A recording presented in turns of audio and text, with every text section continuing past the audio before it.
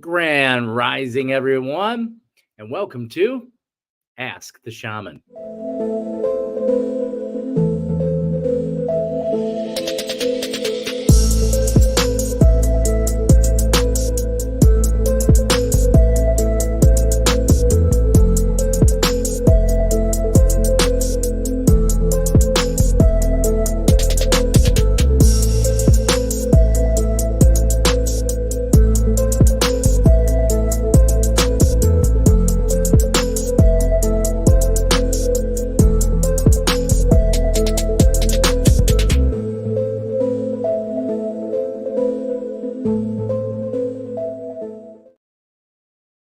Good day, Grand Rising. Welcome. I'm Anthony Golden Sunshine, your loving neighborhood shaman, here to share with you this morning. Good morning, everyone.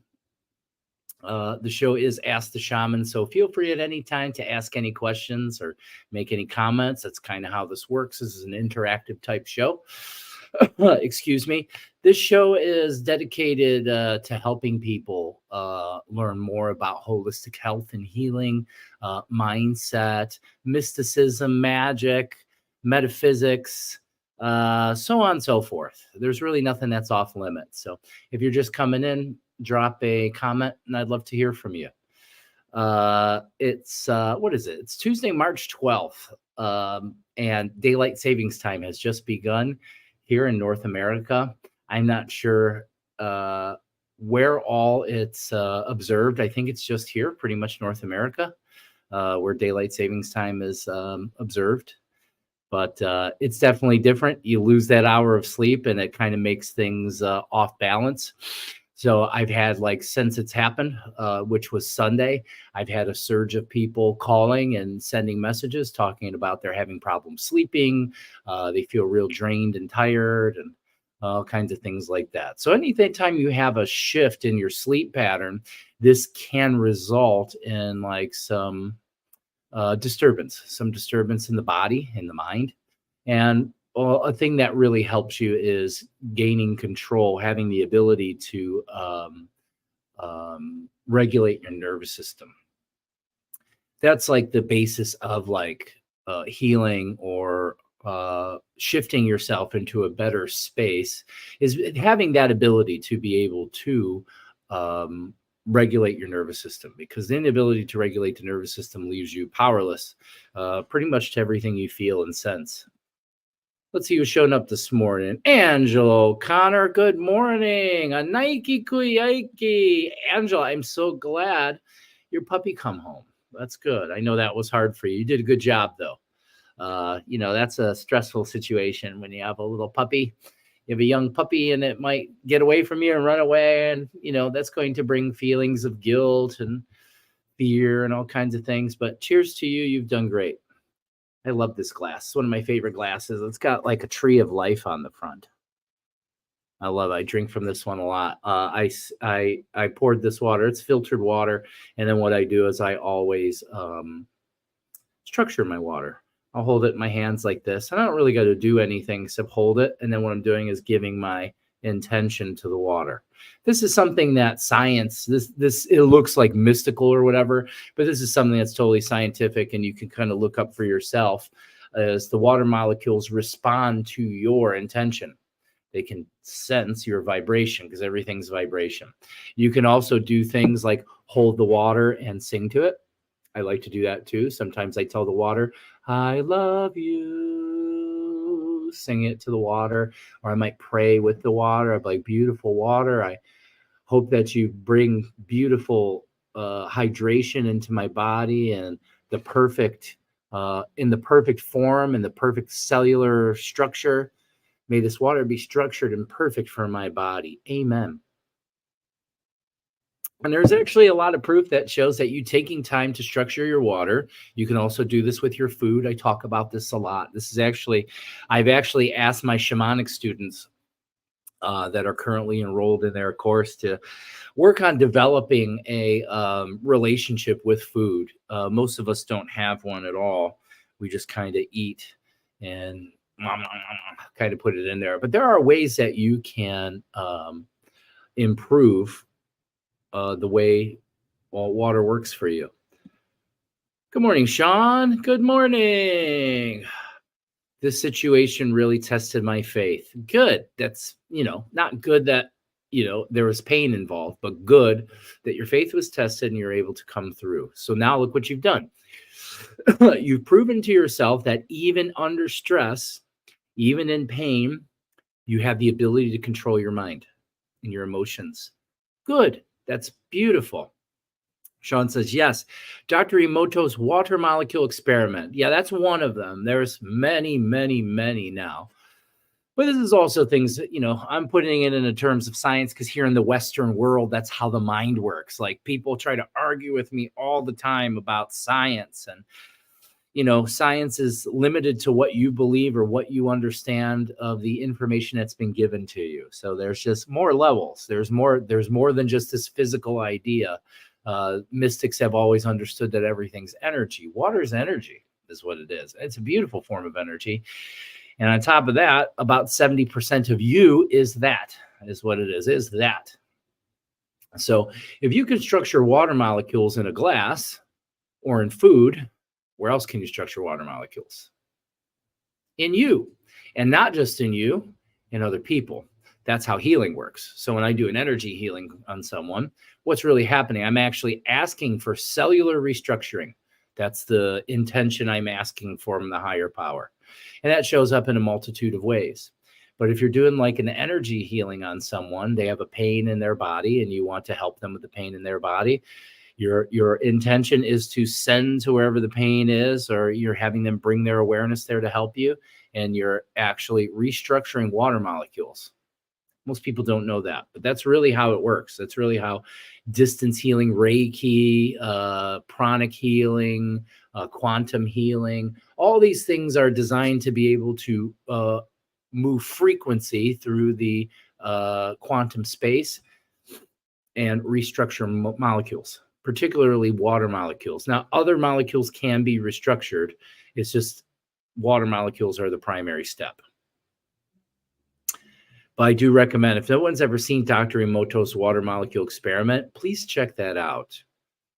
I remember asking you about the good you found in some of your toughest lessons, every lesson. So I don't call them tough lessons anymore. I call them opportunities. I've had many opportunities and there'll be many more.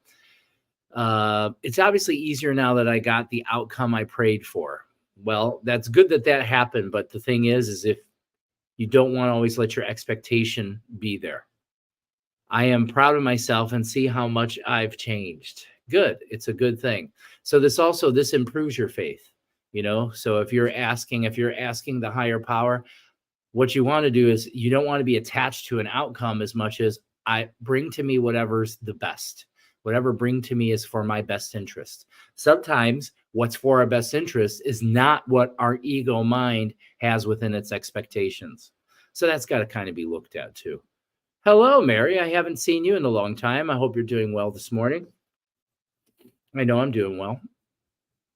So we were talking about here in North America, daylight savings time has resurfaced. I love daylight savings time. I wish it would just stay that time. I'm totally cool with it. I love sun. I love daytime. But also, I think it's kind of unnatural. And it leads actually people, you're going to see right now a spike in illness. There always is.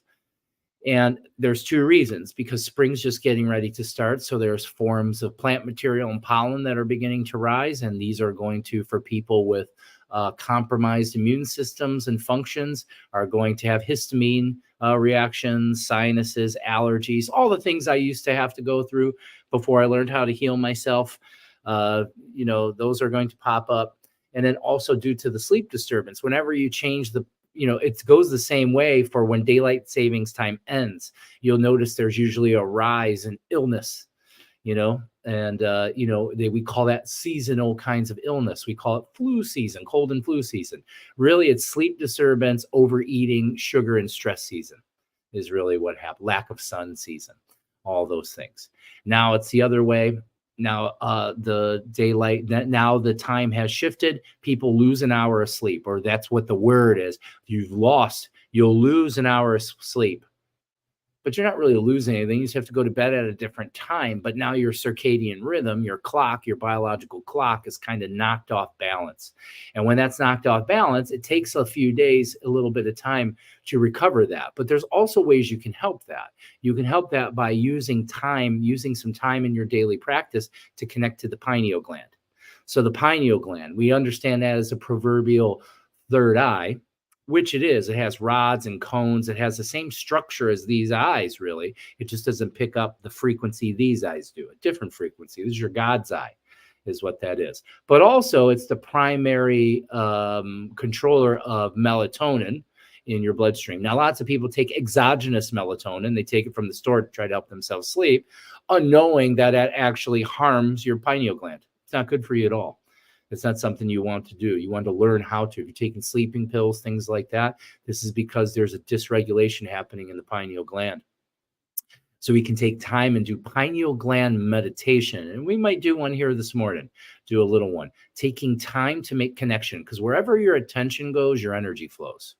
Wherever your attention goes, your energy flows. Repeat that to yourself. Wherever my attention goes, my energy flows. This helps you understand about how important your attention is and where you're placing attention. What are you giving attention to? Very, very powerful. Let's get back to the comments. Thank you for your hearts and prayer. Ooh, shamrocks. Yeah, it is close to St. Patrick's Day. Not something I really celebrate anymore. I don't drink. It's a big drinking holiday here in the United States. I'm sure other parts of the world, probably Ireland. I understand what you are saying. Yesterday was the first time I forced myself to go back to work and practice self-care. Hours later, she was returned. It felt like a miracle. Well, it's just trying to show you your way. You see, it's improving your connection to your faith of source.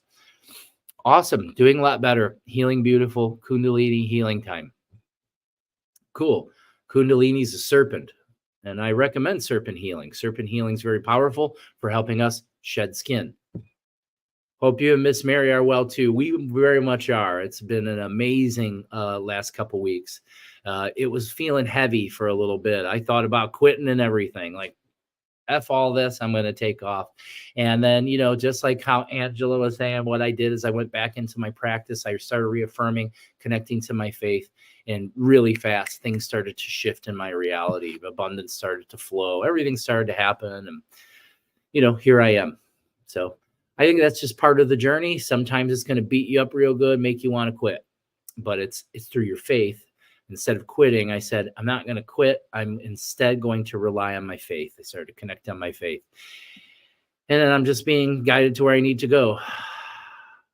Morning, Paqo. Hi. Queenie, welcome. Basically, I stopped trying to control the situation and practice letting go so the universe could do its thing. Can you do any better than that? You know, that's basically what we need to do all the time. And so what you're saying is I let go. I stopped trying to control the situation outcome, because you have no control, just anxiety. That's all that happens. We're always trying to control outcomes. And why? It's because we've been programmed to have a fear-based mindset, thinking that, you know, we have to always be in control or always have to know. And one of my favorite things I ask myself in my higher mind, open-ended questions. I ask open-ended questions, not closed-ended questions, open-ended questions to the higher mind. And questions I like to ask is it okay if I don't know? You know, is that okay? That's something I always ask myself. Like, I'm upset about something and I say, well, is that okay? Is it okay if I'm upset? Yep. And now that changes everything. Now I moved into acceptance. It doesn't mean like you don't feel bad or upset or whatever you feel. It's okay to feel those things. You actually want to honor your feelings as they arise. You want to be, hey, I feel like crap. And that's okay. I'm not going to be that way forever. And you can find honor. It doesn't mean that the feeling of crap goes away in that moment. Sometimes it does, and that's okay. Other times it's just you coming into acceptance. So now you can be, instead of all the thinking and thought that surrounds how you feel, you're just being with how you feel, because it's mostly the thoughts. It's our incessant thought and thinking is what makes everything so chaotic and difficult, makes energy chaotic and difficult. But if you can still your mind, if you can stop worrying and just let go and be with how you feel, now you're honoring the information, that energy, and you can begin to shift that energy. Because you'll hear me say this over and over. There's lots of people in the world that have this dualistic mindset. This is good. This is bad. Good energy, bad energy. I disagree. As an energy master, I will tell you all energy is perfect energy if you know what to do with it. Okay, even the heavy energy. Heavy energy, which what most people call negative, isn't negative at all. We just judge it that way. And by judging it that way, now we've pitted ourselves against something. Now we're opposing. And that's something I see all over the place, especially with, here's one. Here's a really big one. This is one that's just rampant now, very rampant. And running rampant, I see in spiritual communities is narcissism. People, like, yes, it exists. But the thing is there's people, and what they're doing is they're condemning these other people and labeling them and calling them narcissists. And why? Because of their own feelings about themselves, because they were caught up with this person or a person who was narcissistic, and they allowed themselves to be manipulated and abused by that person. So they're mad at themselves, but they have to blame that person instead of saying, oh, I see how our traumas work together for us both to learn. But the thing is everybody wants to be people, survivors of narcissistic abuse. If you're putting yourself in a survivor mode all the time, what's going to happen is you have a dualistic mind. I'm good and you're bad. I even had someone yesterday, someone that I respect and revere in the spiritual community, actually make a judgment on me about my experience with people of this caliber. And that, I found that to be really something, because what I was saying is she made some sort of post about narcissists and all these things, like, because that's the idea. People go, oh no, I'm creating awareness. No, you're complaining. Your awareness out there isn't coming from love. It's coming from your inner fear. I picked that up right away. So I kind of pointed that out to this person about, hey, listen, almost everybody was pointing out what it was, as the post was about points of behavior that narcissists show. And what I pointed out is all of us, every human on the planet at one time or another, shows one or more of these types of behavioral patterns, because it's a defense network. It's not some sort of strange disease that you push away. People who are narcissistic, I grew up with them. The reason is because they have unresolved emotional data and they don't know what to do. So hate and anger and fueled rage is never going to help you. And that brings me into the next point that I wanted to talk about this morning, and that is resentment.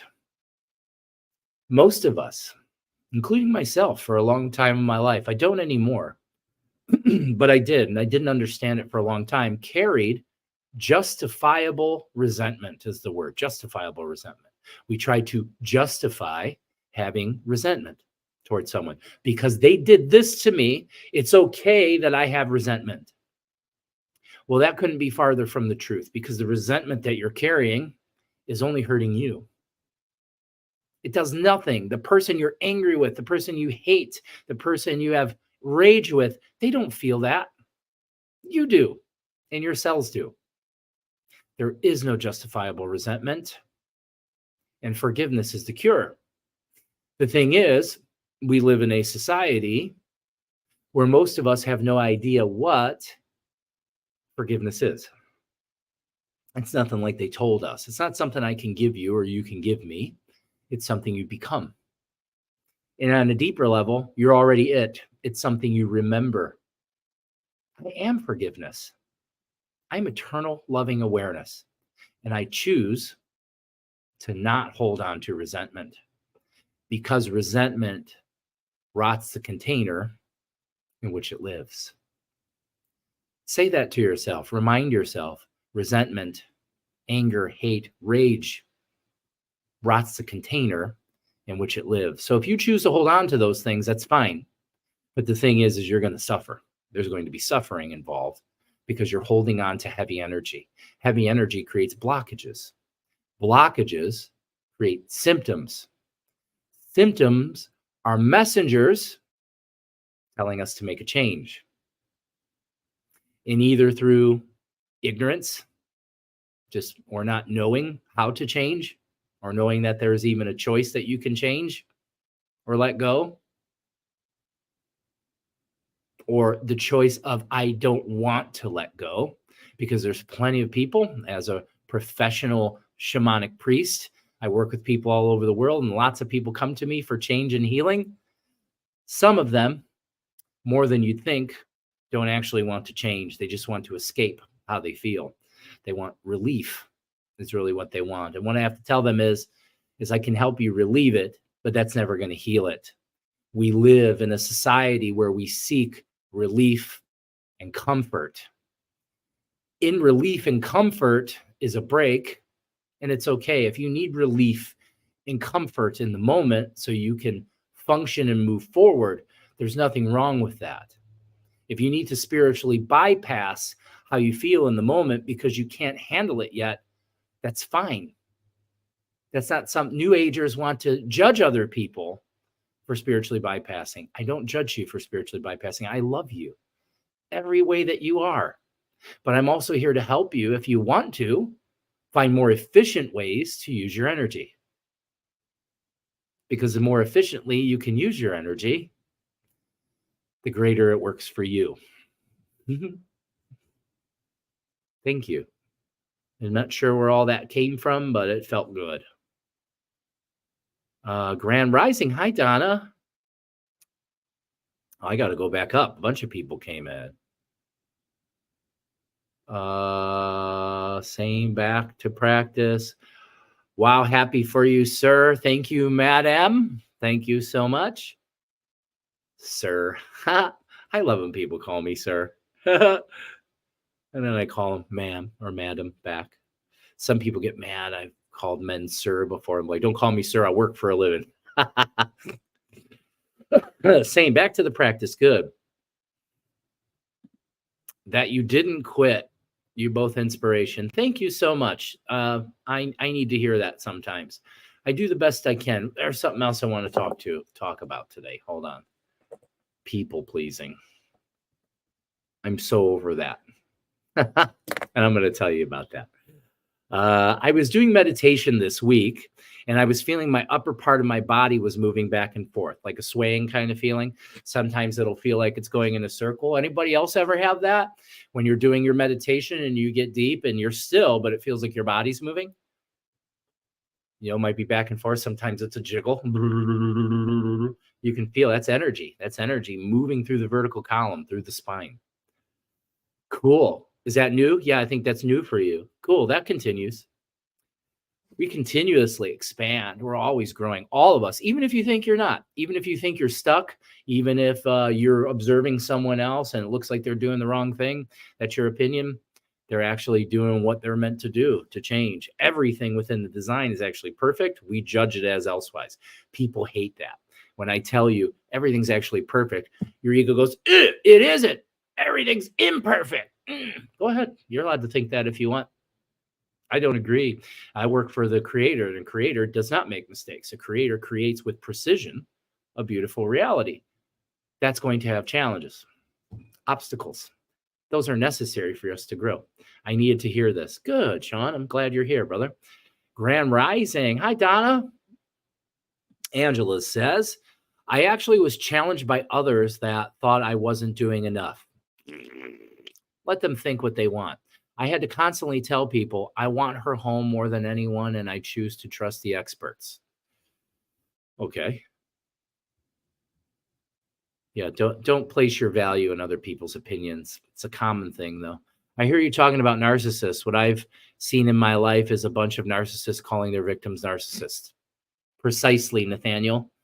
That's absolutely true. The people who are doing that, when you're doing that, you don't understand that in that moment, you are actually displaying narcissistic behavior. Just like the woman I was telling you about yesterday that made the post, someone I know, and I actually thought quite highly of this person. I still do. I don't look down on anyone. I was just surprised that this person had so much unconsciousness pouring from them. But what it's doing is just showing their wounds in that aspect. And then to take it further, that person then said something to me, because I said most people display these behavior patterns, one or many of them, at some point in their life. And she's like, well, I'm going to tell you this. Hopefully that this lesson stays off your like worksheet of experience. And I'm like, what? So what's happened is she's made an assumption and a judgment and a projection. Assumptions and projections and judgments are all parts of an ego mind, and that's what we're calling narcissism. I'm done with the word. I don't want to use the word anymore. It's overused, it's overplayed in this new age thing. And what is it really doing? It's creating more separation. It doesn't create healing. This teaches people how to be separated, is what it is, and not take accountability for how they feel. Because if I blame you for how I feel, you're a narcissist and it's your fault that this is like this, and you're bad, bad, bad. That doesn't do anything. That doesn't help anyone. Not even a little bit. That creates more heavy energy. But you're right, Nathaniel. It's typically, that's what it is. People who are out here going wacko and calling everyone narcissist, these are people that are narcissists. They just don't know it. They don't understand. They're identifying with some sort of awareness that's been shoved onto them. If we just eliminated the word, they wouldn't exist anymore. And then we'd say, oh, this person, they react in certain sorts of ways because they have unresolved emotional data. I grew up, everyone in my house have these types of behavior patterns. Very difficult for a person. I'm very sensitive to see these things. I also know that when I'm in fear or pain, I exhibit some of those characteristics, as all other humans do, because it's a defense network. It's not something that needs to be beaten down or shunned or separated. Would you do that with someone else that has a disease, an illness? No. We try to help them. But people always internalize and make things personal. Take it personally about how other people act. I'm not going to. I refuse. Others could not relate to my level of faith and question why I wasn't doing more. I had to tell them, I already read that. Resentment causes disease. Absolutely it does. Absolutely, because it's heavy energy. I don't say negative because I don't see energy as negative or positive so much. It's just heavy and light, condensed. It's all light. There's light frequency. There's condensed, heavier kinds of frequencies. It's just heavy. It's condensed light, condensed, compressed information. The thing is as we become masterful with wielding our energy, we can take that condensed energy and we can actually use it and transmute it. But until we get to that frequency of consciousness, what the human needs to do is learn how to move the energy. And this is what we teach in the shamanic teachings and practices. This is also things I teach here in many of these things, teaching people how to connect to their higher power and draw it through their body and release the heavy energy, particularly to the earth, because the earth loves our grounded heavy energy. Mother Earth, Pachamama, we call her in our tradition. Giving her your heavy energy, she can take that condensed, compressed light, and she's able to use it and actually compost it and transform it and whoosh, bring it back into the light of the surface. Your heavy energy is actually like fertilizer for the earth. Most of us don't know that because we didn't grow up with shamans, seers, and sages to help us understand that. But it's actually a beautiful and just and lovely and glorious thing for you to share and feed your heavy energy to the earth in order for her to create life with it. Because like I said earlier, remember I said, all energy is good energy when you know what to do with it. If you know to ground your energy, send your energy into the earth, you're cleansing yourself. 1, 2, you're doing a beautiful service to nature. And now you've put yourself in flow, because as that energy rises from nature back up into the upper world, you can draw it back down into you and breathe it into you, bringing light into your body and sending heavy out into the earth lovingly, not with anger. That's the most important part, is how your intention is of how you give the energy. If you're giving it to her in hate, you're kind of tainting it. She can still use it. It just works a lot better if you say, it's okay that I have this heavy energy. It's okay that I've held on to the story. It's okay that I'm in pain. It's okay that I've duped myself into believing things that aren't true. It's totally okay. And I lovingly give all this to Pachamama because it's a gift. It's not something you throw away. It's something that you give, you gift. And by you doing that, Just even going through this process, you're training your subconscious mind to be in the flow of energy and be acceptant of when it's heavy. It's not that you're never supposed to be heavy. You're supposed to feel heavy sometimes. Sometimes anger, rage, those are the right feelings in the moment. They're okay. You're just not meant to hold on to them because feelings can rise into emotion. You'll hear me and Zane talk about this sometimes. Feelings are normal. They come and they go. It's a transaction you're having with the energetic universe. Emotions are connected to a story. Even good emotions, even what we're calling good emotions, can be connected to a story and be detrimental. They could be toxic. And we don't know that. They can help to generate hoocha. So it's becoming aware of how to use the energy. I'm becoming aware more and more myself, and I help other people all the time become more aware. It's not one thing you learn and that's it. You've mastered it. It's a lifetime of mastery. Your energy is not something you'll just take over and that's it. Now I'm in charge and that's how it is. That's not how it is. It's a lifetime of mastery and learning. And it begins first at learning how to move energy, moving, flushing through you. And this only takes your intention. For most people, like, well, I don't see or feel or sense energy. That's okay. Use your mind's eye and your disciplined imagination.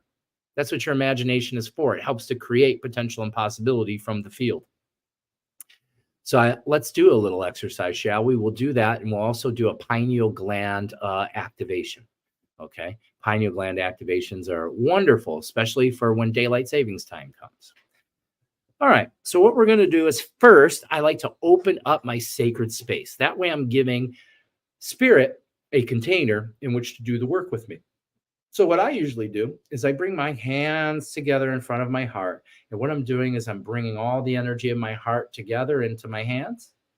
And then I take in a deep breath. And as I take in a deep breath, I'm taking the energy of my heart and I'm bringing it up over my head. And then I turn my hands out. And as I exhale, open my bubble around me. I'm a big proponent of 3s and 6 and 9. We're going to do this 3 times. I bring my hands back in front of me.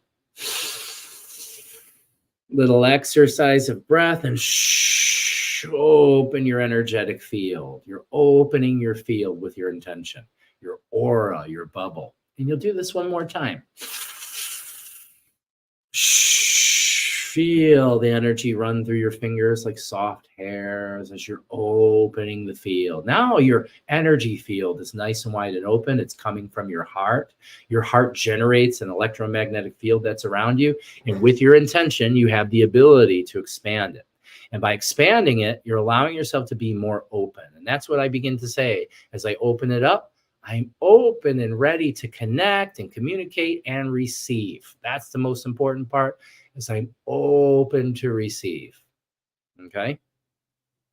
Then what I do is I bring my hands in front of me. I hold my hands open like this. I may hold them up in the sky. I may just put them in my lap, whatever feels good to you. And I take a moment and I connect with my hands. I bring all my attention, and my hands are already really vibrating. They're really alive right now. My fingers, fingernails. I can feel my pulse in my fingernails, my palms. Just take a moment to feel your hands. And then I begin to invite to me my higher power, okay? And this is different for everybody. There's no wrong way. And if you're not sure of what that is, use your imagination. I call here the energy of creation, okay? That's enough because it's your intention. I intend to call to me the highest power. And so I say God. I don't have a problem saying God because for me, God is the creative essence of all things, not a guy in a cloud. But if it's a guy in a cloud for you, that's totally okay. Call that here. Call your highest energy here. And then if you're already a spiritualist, so I'm telling you in a way that's for people who aren't really spirit driven. If you're more spirit driven, you work with spirits, call your particular spirits to you. Call your angels, call your nature beings, call your ancestors. And if you just are new to this, you can call those things too. You have access to all energies and vibrations of the universe. And as long as you're working in this bubble and inside your bubble, you're protected and safe. So you don't have to worry about anything infiltrating or causing you trouble because you've opened your space. This is your space. Nothing gets in or out of it without your permission. So you're opening that up, and now you're inviting to you your highest power. And I invite here all beings of light and energies of the cosmos that are open to help us discover our highest and truest selves, helping us to actualize our greatest potential outcomes and help us to cultivate and bring forward our deepest gifts. Bring your love, your light, your energy, your guidance, and your wisdom here to us. And then you can take a moment. Sometimes I sit in prayer for a few minutes and I like to just talk to the higher power. Like, it's like talking to God. God, thank you so much for this day. I like to share gratitude. Thank you so much for this day. And thank you for my ability to breathe. And thank you. Just finding the simplest things to be thankful for. That really, really tickles the universe and tickles the higher power. It loves it when you're loving and you're happy. Gratitude, such a powerful tool. I may spend a few moments there in gratitude, not a long time, because I'll do some more later. But I'm just praying. And then I can sit there and I can ask, and you're asking, bring to me whatever it is that I need. Everything that I need, I'm open to receive it. And now as I'm asking these things, my hands have really become alive. It feels like they're really buzzing, vibrating, almost like they're on fire. They feel like a cold fire I feel in my hands. Okay. And now what we're going to do is we're going to cycle the energy. We're going to begin to cycle our energy. I'm going to set my intention to, I'm going to cleanse my energy. And we can make this really simple. Okay. We can use our mind's eye and disciplined imagination as if when we breathe in, we're breathing in through our mouth and our nose and our hands, but also all of the pores of your skin. So you close your eyes, you imagine all the pores of your skin open like little mouths, little nostrils, and then you're going to breathe in. And you breathe in, fill up your belly, your chest, and your head with all the light that you can into your body. Air is light. And as you exhale, your intention is going to be send it down through your tailbone and into the earth. Send it into the earth. Okay. And you can just begin to do this. You're bringing in light and sending down heavy. And if you want to move your hands like I'm moving my hands, go ahead. I draw it in. Light comes in, heavy down. Now, as I continue, I'm setting my intention to bring in soft energy, fresh energy. And as I exhale, I'm sending down anything that's stale or stuck or stagnant or feels bad. And sometimes I cry because it all is rising. I'm allowing myself. I'm putting myself in allowance to feel whatever I feel. Send it down. Okay, breathe it in. Light in, heavy out. Send it into the earth. Give it to Pachamama. Give it to Mother Earth. Mother Earth. And you can take a break for a second. Then you can kind of take your awareness down to the earth. And you can say, Mother Earth, I offer you this heavy energy. Hucha is the word we use in our tradition. Pachamama, I offer you this hucha. May you take it into you, and may you transform it back into the light, the usable light of our surface, of our reality. Thank you, Pachamama. You're lovingly just letting her drink. You can just sit still now for a moment. Let your breath be slow. I like to hum a little as I exhale. This helps create more nitric oxide. And as I inhale, I'm inhaling in beautiful light and spirit. And I'm letting go of anything I don't no longer need. Down into the earth. Practice with me. Breathe in. In with the good stuff. Out with the heavy stuff. Okay. In with the beauty. Out with the pain. I let go of all of my pain and resistance now. I breathe in. I take in, I say yes to my life, and I release all resistance. I surrender to this moment. I breathe in, and I release. 2 more. Breathe in, and release. And breathe in, and release. And relax. I like to keep my hands open. My hands are super cold now. taking in all this beautiful energy. High frequency energy will feel cold, but if you pay attention to that feeling of cold, it's actually a very high frequency, high pitched buzz. And it creates a feeling of cold in the body.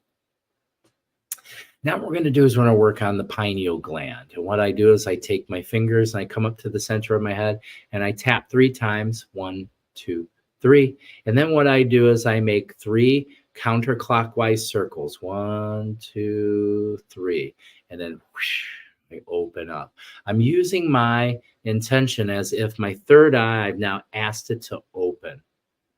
And now is where you use your mind's eye and your disciplined imagination, seeing as if this golden, beautiful eye of energy opens up. And as it opens up, you're allowing it just to connect with the space around you. There's nothing you have to do. You're just allowing your third eye to be open. And then what you're doing is you're using your intention. I intend for my third eye, my pineal gland, to operate and function properly, help me to balance my circadian rhythm and my sleep cycles, help me to connect to my higher power without resistance. And then what we're going to do is we're going to breathe in and out through the pineal gland. So you're taking that awareness up there to your third eye. And you know, it's physically impossible, but we're not talking about the physical possibility. We're talking about the metaphysical possibility. It's about energy. And as I breathe in and take a big, strong breath through my nose, I imagine I'm breathing in through the center of my head. And as I exhale, back out through the center of my head. And I'm going to circulate the energy. In with the beauty, out with the heaviness and resistance. And if you want to move your hands like I am, you can. Bring it in. Send it out. Bring it in. Send it out. Bring it in. Send it out. And bring it in. And send it out. And then usually what I do is I'll sit again. My hands are open and I just relax. I don't do anything. I bring all of my attention into the center of my head, my pineal gland. I want you to just feel there. Can you feel its vibration? Feel. Bring your attention to the center of your head. It's as if just the center of your head exists in space. All of my attention. Picturing a beautiful eye, a glistening, bright eye in the middle of my head. And this eye is the eye that can communicate with Source or God or creation or the universe. Tuning your antenna.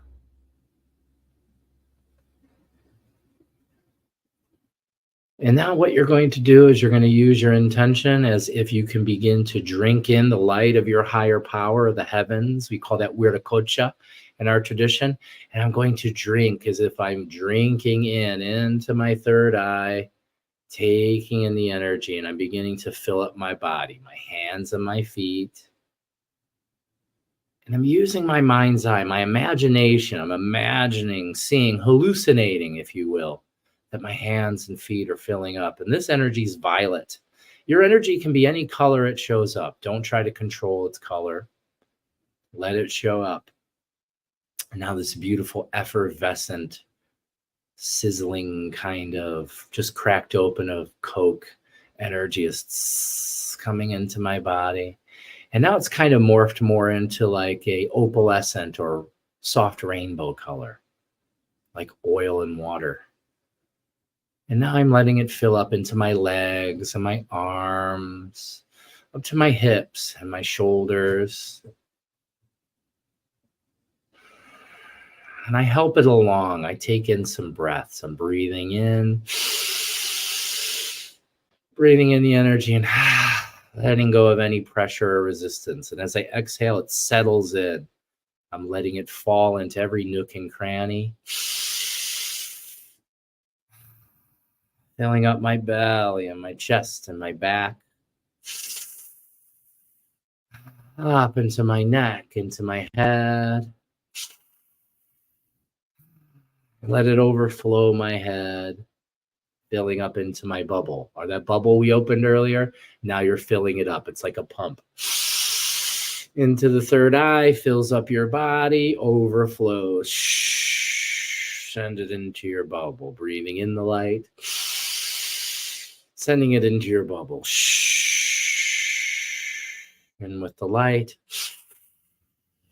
send it into your bubble. 3 more in with the light, and send it into your bubble. 1 more. I begin to breathe in. I'm going to hold that one for a second, charge it into my body. I might squeeze everything, lock it into my body, and release all the tension and pressure. Then to close, what I do is I bring my hands over my heart. And I just sit there for a moment, feel my heart, feel my body. Wow, everything's so alive and tingly and vibrational. Can you feel that? It's so beautiful. And then what I do is I switch on my gratitude. And now, if you're not used to just turning that on, you're going to have to use this technique. Think about the things you're most grateful for. So maybe it's your job, your car, your house, your stuff. So stuff, you can start there. What are you grateful for? Well, I'm grateful for I have a roof over my head and food and all those things. Good. Then you start to bring it in a little closer. What are you grateful for in this moment? Are you grateful to be alive? Are you grateful for your breath? Are you grateful that you have a moving body if you have a moving body?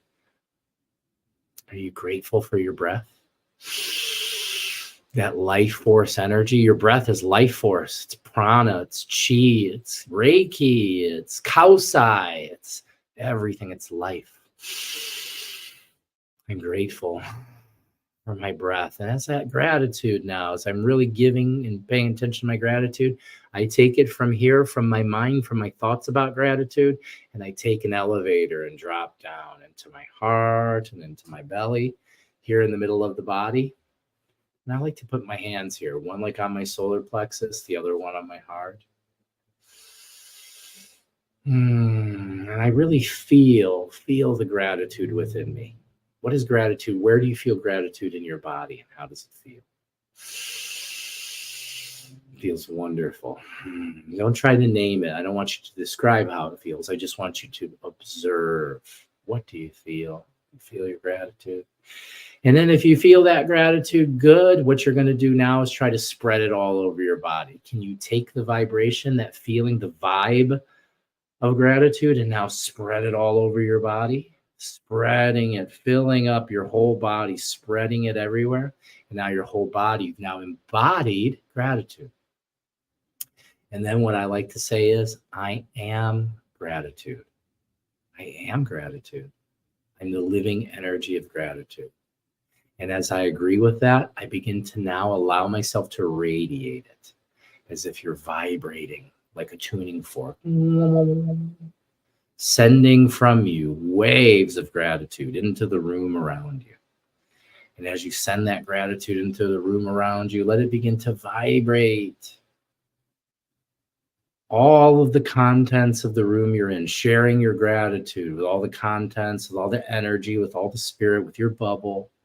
Everything begins to feel gratitude because you're grateful for it. And feel that, sense that, send that intention out. I'm grateful for this room. I'm grateful for this room.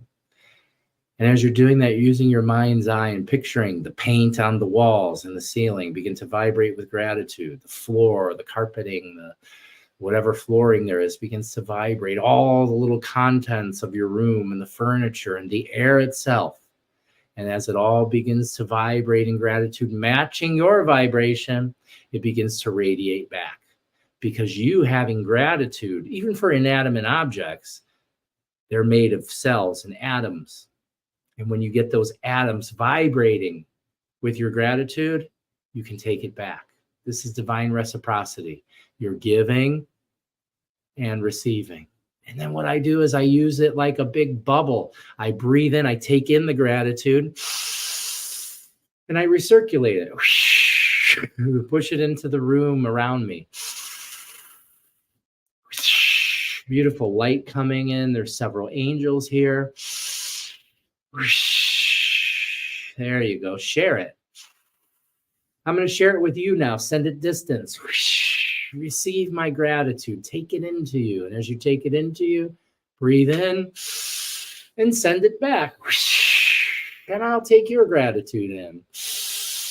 Very good. Thank you. And I send it back. We're sharing. We're vibrating in gratitude and all the space between us.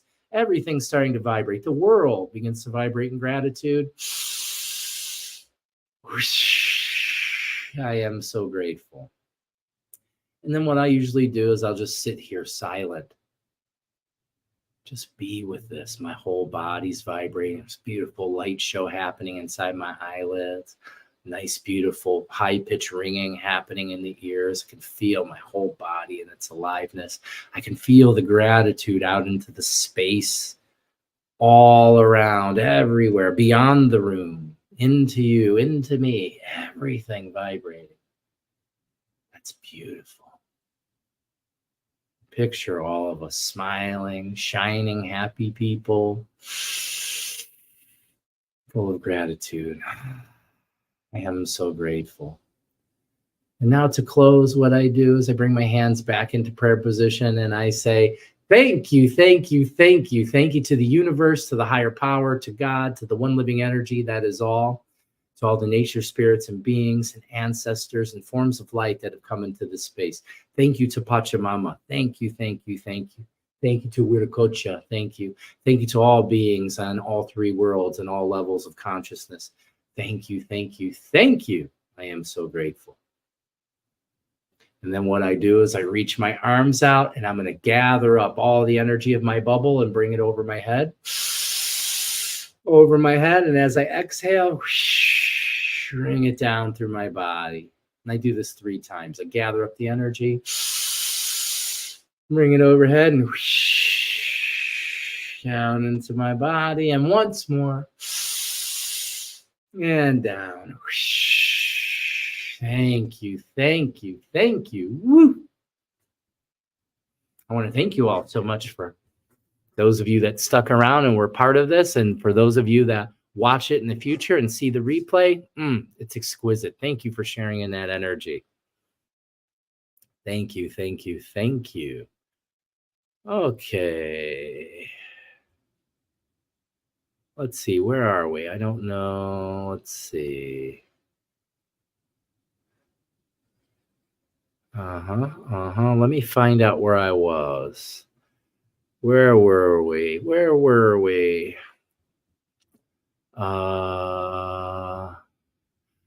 Angela said, I used to not understand spiritual bypassing. I did a lot, but now I'm doing it less and feel the difference.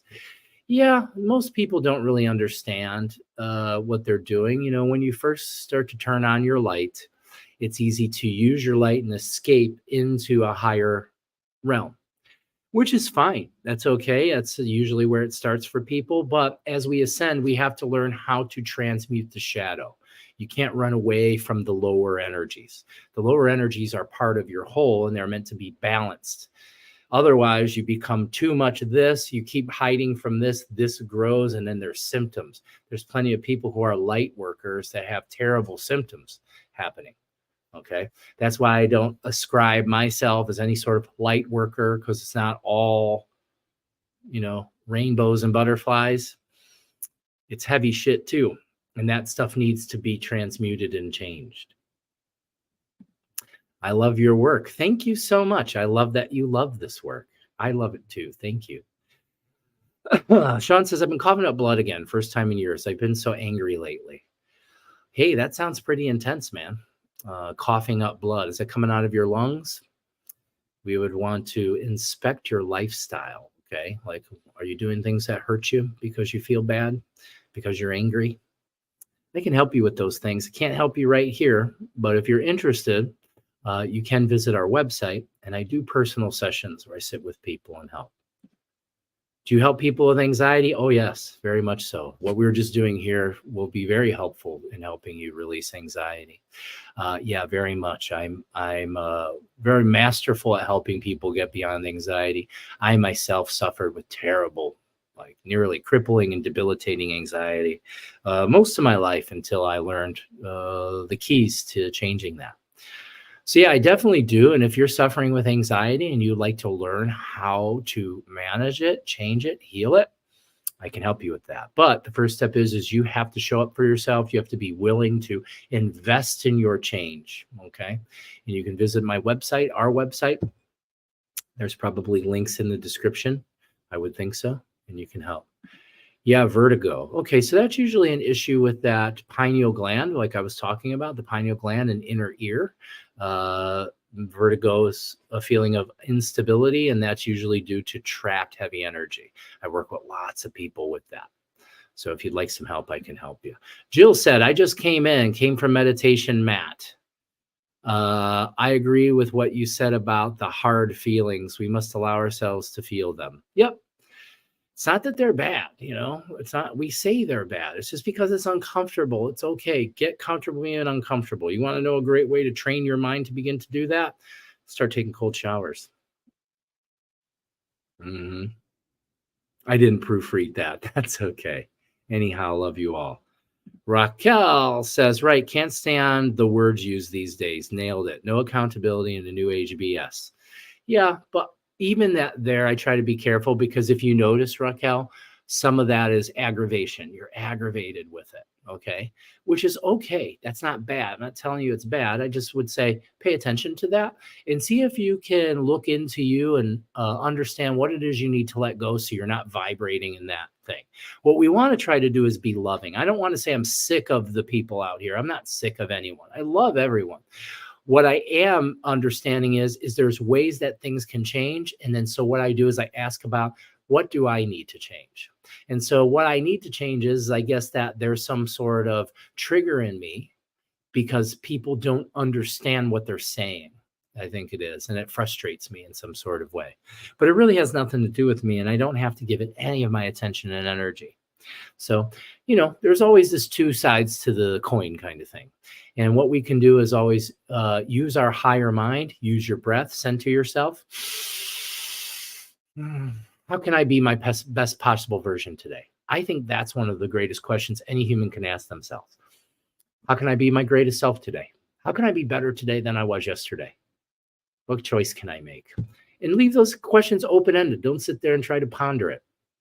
Let it come to you. It will, if you allow it.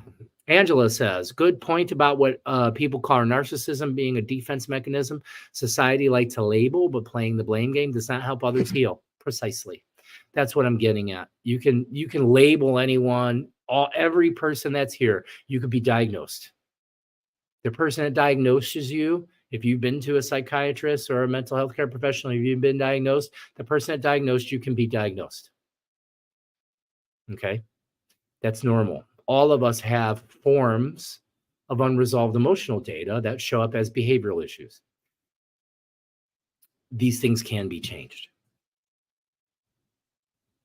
Yes, Angela, we are also mirrors. It goes both ways. We can be a mirror. Okay. What I will say is your outer world is a reflection of your inner world. So if you see, what I tell people is people that are really scared about the world and, the mindsets of evil, there's a battle against evil and all these things. What I'll say is if you see evil in your world, that's because there's evil in you. Most people don't like that because that's too truthful. No way. There's definitely evil and it's outside of me. Well, now you've just separated yourself from the universe.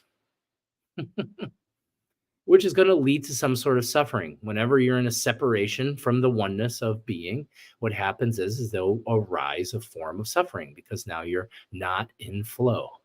You're not gently floating down the stream, rowing your boat. Queenie says, I'm helping mom and listening. When I have a free moment, I will participate in this energy container. Thank you so much. Jilly says, thank you for this exercise. I've been asked to do this with my eyes open recently. It's amazing. Go ahead. There's no rules. I tell people who are more new to like meditation to close their eyes because otherwise it activates the visual cortex. But, more seasoned practitioners, open eye meditations are wonderful because you can really see and sense new things. It can come in. But for some people, if you're more in the beginner stage, it can be distracting. But totally okay. If you want to meditate with your eyes open, do exercises with your energetic exercise, your eyes open. I usually do. I like to see my visuals. The combined visual between the pineal gland and the physical eyes. Jill, thank you so much. Super, super, super, super sticker. I love super stickers. That's wonderful. Thank you. Thank you. And thank you for your divine example. The Jill setting a beautiful example of how you share energy. I'm here sharing energy and wisdom with you. You can help me by sharing some energy, make a small donation. There are several different places you can. And if you can't find that, just visit our website. There's a couple places there. And even if you donated $1, $2, that would be great. If you can donate more, fine. Because what we do is we use that money and we reinsert it to help other people. There's so many people that show up every day that need help. They need sponsorship. Okay, so think of it this way. By you making a donation, you're sponsoring the healing of someone else. You're giving energy into the world. And you know what happens? It comes back to you. A lot of people are like, oh, I can't afford it. What I tell them is by you giving willfully, the universe reciprocates and brings back to you more abundance. So that's how we stay in abundance, is stay in flow. Patty Law, good morning, dear. Thank you for being here. Thank you, Donna. Love you too, Jill. That was yummy. Appreciate this experience this morning. It is yummy. I love that. Yummy. It was yummy. I want to release a friendship that is toxic. Okay, that's okay. I believe we trauma bonded for most of our life. I desire the universe to assist in this. I'm just going to forgiveness and let the universe protect me. Hey, that sounds like a good plan. Okay. Because it's not that you have to do anything to release the friendship. So this pops up a lot because we live in a society now where it's the cutoff and cancel culture, which that is passive aggression. That will come back to you. If you have to cut off somebody, I don't need to cut anyone off. That's a big misconception. Okay. The easiest way to release this friendship is take your attention from it. All right. Don't put your attention into it. Because if you're putting your attention into it, now you've invested your energy into it. Because remember what I said? I had you repeat it at the beginning. Wherever your attention goes, your energy flows. Whatever you're giving attention to, you're energizing. Okay. So what you want to do is, if you want to lovingly just release, what you're going to do, you don't have to say anything to the person if you don't want to. You don't, because sometimes that leads into an argument and hurt feelings. All you need to do, and I don't mean ghost someone. I don't mean you cut them off and run the other way, but you just begin to take your attention back from what's going on. Okay. The other thing is some friendships can evolve. If you open, what if this person that's your friend, what if you talk to them about your feelings? Is that possible? Is this person open to hear you? Are they friends enough with you to accept you as you are and understand how you feel? Maybe your friendship could change. Everything has the ability to evolve. That's what a lot of people don't look at. We're so quick to cut things off and run the other way. Is there a way that I can change? Because if you can change some way of how you are, this is going to change your experience in your external world.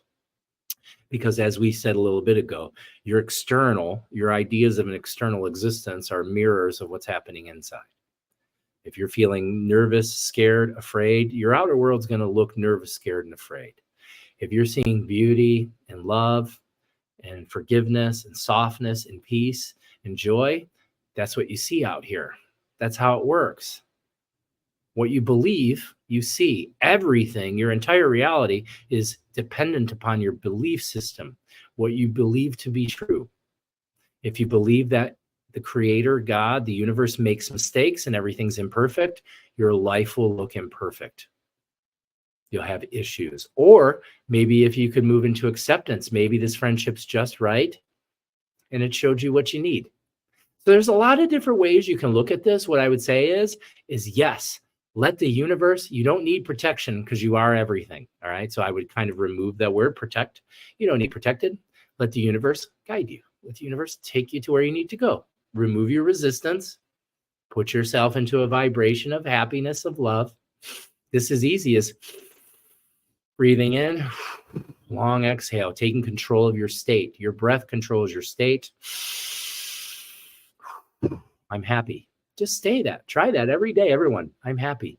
Whatever you tell this thing, it hears it, and it begins to believe whatever you tell it. This is so helpful, and I appreciate you. Anaiki kuyaiki wilkanuna penichai means thank you. I love you, sacred soul sister. Isn't saying there is no evil, you are a separation. Well, see how that doesn't make sense? Evil is as everywhere as good. If you want that opinion now, but you're dualized, evil, good, two things. No, it's the other way. So no, there is no evil. Yeah, right. It's all just one thing. It's all living energy. See how there's no separation there. You went ahead and separated again. Evil is as everywhere is good. Well, right, because that's your opinion. Your opinion is based on your belief system. If your belief system is rooted in this is good and this is bad because you've been taught that since you were a toddler, so it's a subconscious program, you're going to observe good and bad. If you were never taught that, if you were never given that concept of it's good and bad, that contrasting concept, what would it be? It would just be stuff, and you wouldn't have to label it. Labels are limits, is what I would say. So yeah, so in that question, is saying there is no evil in you a separation? No, there's no evil. For me, I don't perceive evil. I used to. My mind used to be dual, and I used to see it was judging. This is bad, and I'm good, and you're bad, is what it would be. We're all bad, and we're all good. You're both. You're yes. You're yin and yang. To think you're not one with all things, that's the separation. Right. It just is. I need to hear all this. Thank you. You found me at a synchronized place. A Nike Kuyaiki. Thank you. I love you. This was helpful. Thank you so much, Donna. I am here to help. Is a child being abducted bad? Well, that depends again on your mindset. Okay. Would I say that it feels good? No, I would say that it does not feel good. But what I would say is God doesn't make mistakes. So it's my judgment that would say it's bad. Do I think it feels good? No. But what I would say is I have faith. My faith tells me that everything that happens is what must happen. Okay. Which is hard for the mind to accept because we are driven by our emotions. Why is a child being abducted bad for you? Because of how it makes you feel. Feels terrible. Right. I agree. It feels terrible. I have children. I would never want my children or your children or anyone's children to be abducted. Right. But at the same time, I don't have a dualistic mind. There's going to be killing. There's going to be abduction. There's going to be rape. There's going to be murder. There's going to be violence. That's part of this middle world vibration. If I keep vibrating in that mindset, good and bad, I'm giving power to what I don't want to happen. I'm an energy master, so I'm fully aware of that. So within that awareness, I can choose where to place my energy. I can give prayers for the greatest possible outcome, put my energy. I hope and pray for the greatest possible outcome for any child that may be abducted. And that's the best you can do. Getting angry, calling it bad, huffing and puffing and getting upset and being stuck in a mental condition of pain is going to create more energy for heavy shit to happen. Or evil, maybe it may be good for someone. Here's what I would tell you. Everything that happens has something positive within it. Okay? So let's do it this way. Most human beings are terrified of death, which is completely illusory. They're afraid because they've been told to be afraid. The unknown. Okay? That's why. So what happens? So like I had someone very close to me pass this year. My uncle. He was like another father to me. And yes, it hurt. I grieved, and it was okay to grieve because I really enjoyed my time here with him. But also I understood that what I'm calling a loss is a gain for him. He's no longer in a suffering body. He goes to heaven. He goes into a higher state of consciousness. And now he communicates with me, which is really cool. We have a better relationship now than when he had a body. But that's a different story. And that's not something everyone yet has the capability to connect to, but they do. All of you have the capability to communicate with spirit because it's already there. You're just shut off. You're numb to it. It's like if you never learned how to use your left hand. If you never used your left hand, it wouldn't work. Just like your spiritual awareness, it needs to be worked. It needs to be used. It's a neurological connection. Okay? So these things we judge as good and bad aren't good or bad. They're not good nor bad. Good doesn't exist either, just as much as evil doesn't. These are opinions. You have a choice to where to place your attention. Okay? One person's loss might be another person's gain. Your loss teaches you how to release, because the truth is you can never lose anything. If you have faith, you can never lose. That's why these trials and tribulations happen, to test your faith.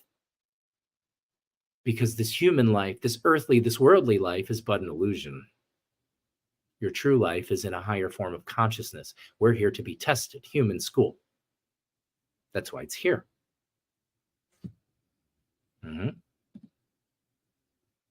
Every day is a good day for me, friend. Yes. Where does free will come into God's purpose? Your free will is to decide, as I'm showing you, where to place your attention, how to use your mind, and how to cycle your energy.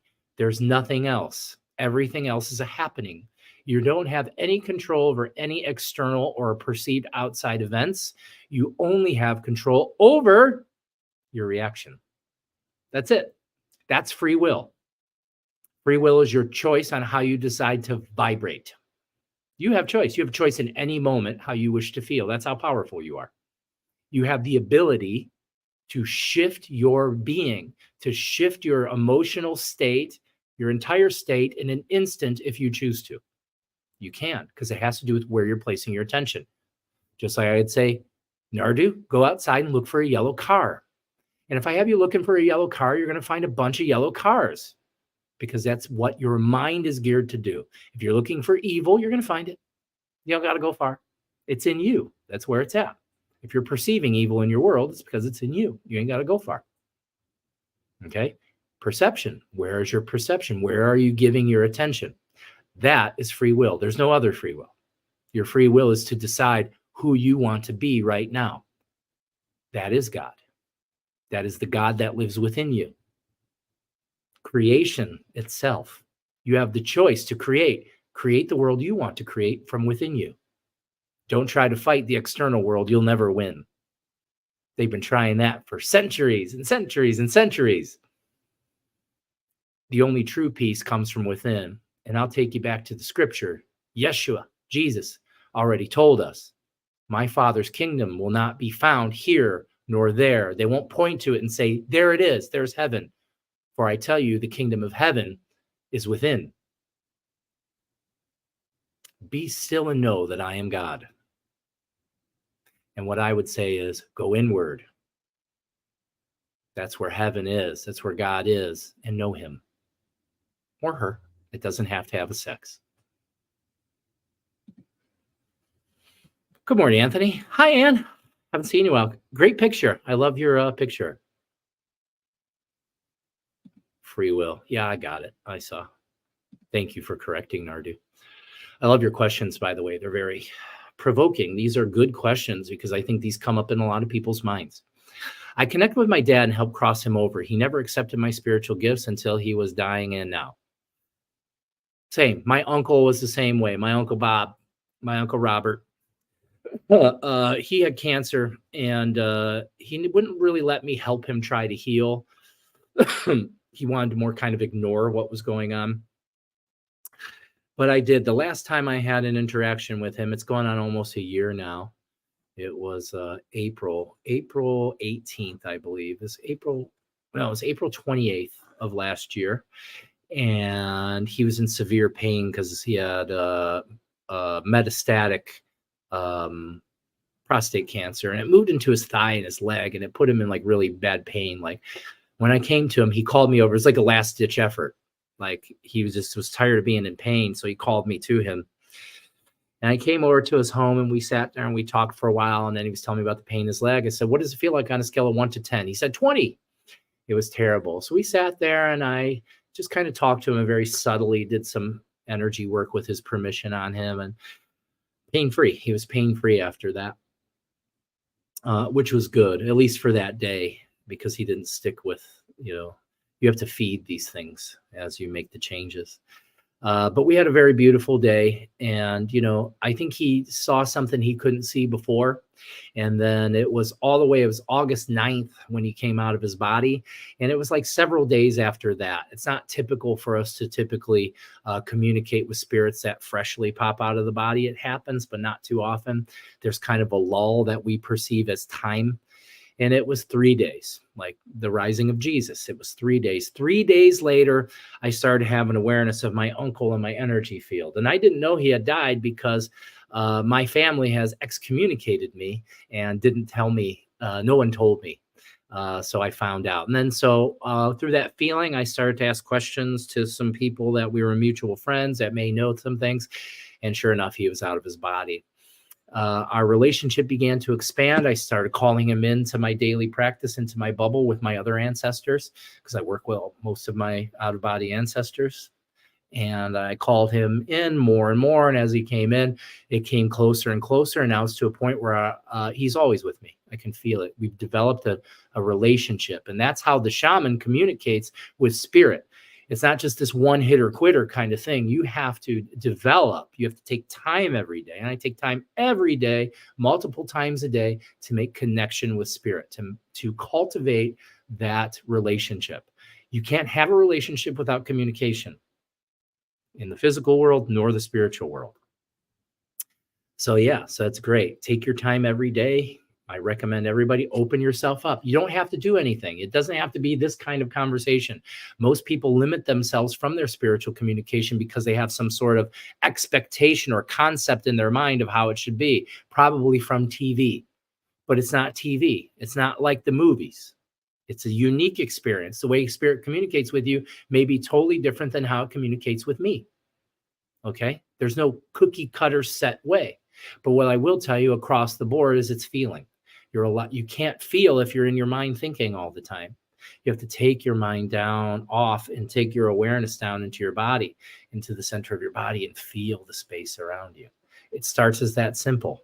That's why meditation is so powerful. It goes in between the veil. It helps to thin the veil in between the physical and metaphysical space. Good morning. Hi, Leah. Thank you, Ann Hall. Great show today. Future discussion. John 12:24. It's an interesting verse. Let me write that down, okay? And I'll look that up. Maybe we'll talk about it Thursday. John 12:24. I'll check that out, and I'll give my interpretations of what I pick up through the frequency of it. That's why I love scripture now. I used to not really like it too much, but I like it now because I can intuitively perceive. It's not about the words. The words are cool, but it's the vibration, actually. And that's how we're meant to take it in. That's why religion has fallen apart so much, because for the last 1,000 years or better, religion has been being taught by people who are non-conscious or unenlightened. They don't have the ability to have intuitive sensation of what the scripture is saying, because it's the vibration. The words have been played with. Man has played with the words. The underlying message, however, can never be changed. Can never be changed. That's the light, the truth, the way, and the life. That will never change. Everything shall pass away, but the truth within my words shall never pass away. Yeshua said something in that way. He's reminding me. This was a great show. I want to thank you all so much. It's been a beautiful morning. I got to go get ready. I have a client coming soon. We're going to do some shamanic training. So I offer all kinds of different things. If you have not yet visited our website, visit our website. There's a a list of services that you can kind of pick from. You can work with me, work with Mary, work with me and Mary. There's different price ranges and according to what you want to do. Lately, I've been having a lot of people coming to me for personal shamanic training. If you want to learn more about energy medicine, how to heal yourself and heal others, this is perfect for you. Perfect. Also, spiritual healing is available, holistic transformation sessions where we just work on your health and mindset. There's some other cool things in there. We do lots of private events. So if you want to do like a private party at your house, or maybe Mary come, we do some breath work and a sound bath, maybe some healing. That's all available. Just reach out, whatever you want to do. We're here to help you with that.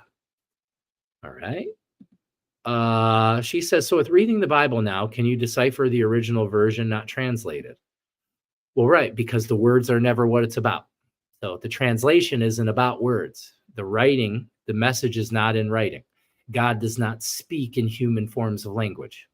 That's not how it comes to us. It comes through intuitive sense, developing your intuition, your ability to feel. So it's like when you're reading it, the words may go in this form. It's one form of energy, but instead of it staying here in the mind and it bouncing around and trying to make literal or intellectual sense of what I'm reading, what I do is I let it take the elevator and I feel. And then what happens is the light of Christ shines upon it and makes it alive. Because Christ is a frequency of consciousness. It's a beam. I sense it as this beautiful beam of soft blue light that can come into my heart. And the most powerful thing it can do is it can eliminate all of my judgments and put me into a total state of forgiveness. I believe that's what the deepest form of Christ is complete surrender, forgiveness, and acceptance of creation itself. And when I can come into there, the scripture now tells me what it is. It gives me a feeling. The feeling is what it is. What we can do is try to translate that back into words. That's what the scripture is to begin with. God didn't come and write the Bible in any language. What happened is the higher power of the universe was channeled, as I channel, and many of you may channeled the information into the person, and they translated it from their feeling into language. Okay? That's why it shows up in parables. The Bible's all parables. It's not a historical event either. It's not a book of history. Because guess what? The story's never been about Jesus. The story's about you. And that's what it means. Jesus never told you to worship him. He told you to follow him. Be like me. Let me show you these teachings. That way you can put this into your life. Open up your Christ consciousness within you. And my brothers and sisters, that is what is upon us now. The second coming. The second coming arises within you. Because just as Yeshua has told you, the kingdom of heaven is within. Go within and know him. I love you all so much. This has been a wonderful, wonderful morning. I can't tell you how much I love to be here with you all and share this energy and be with my soul family. Again, if you can, please make a donation, even a couple dollars. If you have $1 million, great. What we'll do is we're just going to help more people. Help me, help the world. That's what I'm asking from you. If you can do that, please, that would be beautiful. Take in some big breaths. Let's just cleanse ourselves before we take off. In like an ocean wave, and the wave returns back to the ocean. And in like an ocean wave, and the energy returns back to the ocean. And once more, in like a wave, and out like the ocean. Ooh, feels so good. I want to thank you all so much. I hope you have a beautiful week. I'll be back day after tomorrow for another version of Ask the Shaman. I'm your loving shaman and brother, Antonio Cordianti, a.k.a. Anthony Golden Sunshine. I send you love. Have a beautiful day. Bye-bye.